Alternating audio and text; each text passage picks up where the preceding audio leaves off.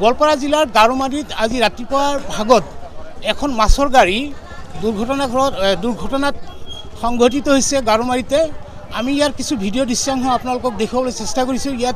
ইয়াত যথেষ্ট সংখ্যক দৰ্শক ইয়াত উপস্থিত হৈছে। যিহেতু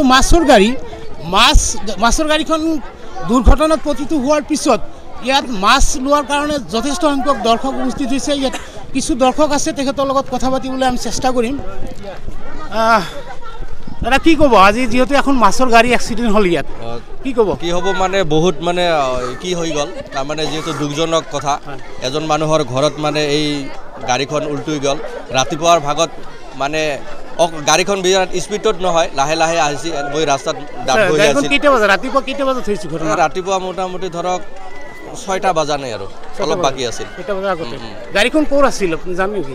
গাড়ীখনতো গম পোৱা নাই। জানা মতে গাড়ী যিহেতু মাছৰ গাড়ী হয়, বৰপেটাৰ পৰাই আহে মাছ। তো সম্ভৱতঃ ইয়াত মাছৰ কি আছে, এই হাপা বুলি কয়, তাতে লৈ যায়। লৈ যোৱাৰ সময়তে এক্সিডেণ্ট গাৰোমাৰীতে এই ঘটনা এটা সংঘটিত হৈছে। ইয়াত যথেষ্ট সংখ্যক লোক আছে। আমি ইয়াৰ সবিশেষ আপোনালোকক জনাম, আপোনালোকে আমাৰ লগত থাকিব। আৰু কেইজনমান ব্যক্তি আছে, এই ব্যক্তিজনৰ লগত কথা পাতিবলৈ চেষ্টা কৰিছোঁ।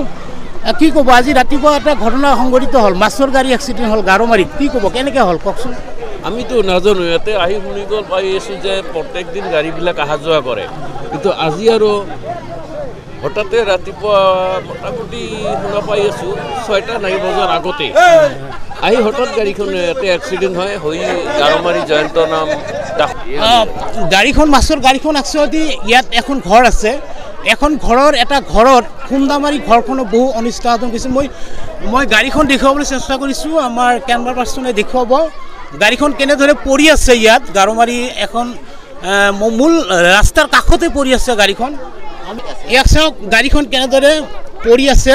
এইখন আচলতে মাছৰ গাড়ী হয়। মই গাছৰ নাম্বাৰটো দেখুৱাইছোঁ, গাড়ীখনৰ নাম্বাৰটো AS15C 8764। এইটো নাম্বাৰৰ গাড়ীটো ইয়াত মানে ৰাতিপুৱা ভাগত এখন ঘৰৰ গুৰিতে পৰি গৈছিল। ঘৰখনৰ বহু অনিষ্ট সাধন হৈছে। আমি দেখুৱাম, এইখন গাড়ীত মাছ আছে, মাছখিনি আপোনালোকক দেখুৱাবলৈ যত্ন কৰিছোঁ। গাড়ীখন দুৰ্ঘটনাত সংঘটিত হোৱাৰ পিছত ইয়াত যথেষ্ট সংখ্যক মানুহ আহি গাড়ীত যিখিনি মাছ আছিল, এই মাছখিনি সিহঁতে ভগাই ল'লে। ইয়াত এটা উখল মাখল পৰিৱেশৰ সৃষ্টি হৈছে। হয়তো মাটিয়া আৰক্ষী চকী ইয়াত আহি পাব, ইয়াত তদন্ত কৰিব। তদন্তমূলে গাড়ীখন ক'ৰ পৰা আচলতে আহিছে সেই কথাখিনি আমি সঠিক যাম। ইয়াত কেইজনমান আমাৰ মহিলা মানুহ আছে, যিখন ঘৰৰ ক্ষতিগ্ৰস্ত হৈছে, গাড়ীখন এক্সিডেণ্ট হৈছে। সেই মাতৃসকলৰ লগত আমি কিছু কথা পাতিম। এইটো ঘৰ আপোনাৰে? হয়। কেনেকৈ ঘটনা সংঘটিত হৈছে কওকচোন? তাৰমানে আমি ঘুমি আছিলোঁ, ক'ব নোৱাৰোঁ। তাৰ আগতে সেই কিতাপ বস্তু বাচ্ছা দুটাক এনেকৈ ধৰি লৈ আহিছোঁ। আহি মানে তাৰপিছত অলপ দুখ পাইছে বাচ্ছাটো, সৰু বাচ্ছাটো, আৰু তাই অলপ দুখ পাইছে। আমি দুজনে দৰ্জা খুলি ওলাইছোঁ ঘৰৰ ভিতৰৰ পৰা। ৰাতিপুৱা কেইটা বজাত হৈছে ঘটনা? ৰাতিপুৱা 5টামান বজাত হৈছে।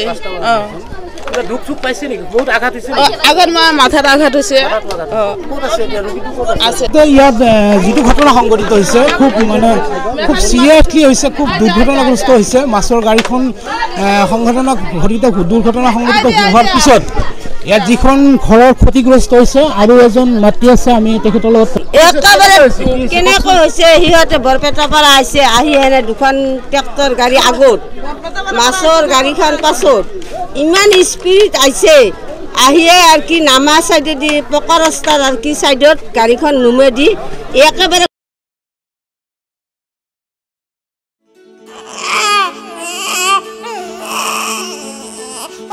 অভিনন্দন, আপোনাৰ এজনী ছোৱালী জন্ম হৈছে।